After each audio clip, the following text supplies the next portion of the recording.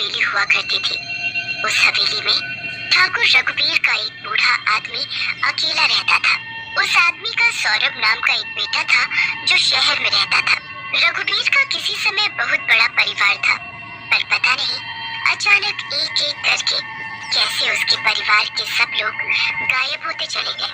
फिर परिवार में बस रघुबीर और उसका बेटा सौरभ ही बचा था। एक दिन रघुबीर को अपने बेटे को भी खोने का डर सताने लगा, इसलिए उसने सौरभ को खुद से दूर शहर पढ़ने भेज दिया और उसे कभी न वापस आने को कहा। एक दिन रघुबीर की अचानक आवाज चली जाती है और उनका शरीर काम करना बंद कर देता है। जैसे ही सौरभ को इस बात का पता चलता है, वो अपने बाबूजी के पास आ जाता है। बाबूजी, बाबूजी, देखो मैं आ गया। अब मैं आपको छोड़कर कहीं नहीं जाऊंगा।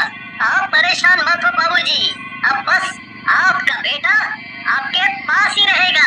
वैसे भी मेरी पढ़ाई पूरी हो गई थी, मैं तो बस आपकी जिद की वजह से यहाँ से दूर शहर में रह रहा था।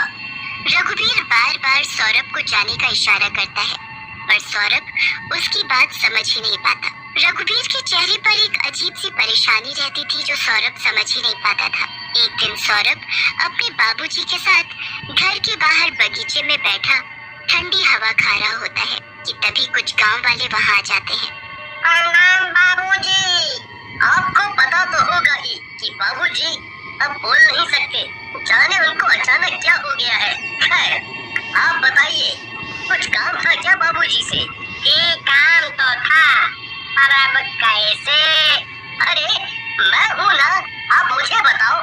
बेटा हमारे गांव में बस एक ही कुआं है, कुछ दिन से उसमें बहुत ही गंदा और बदबू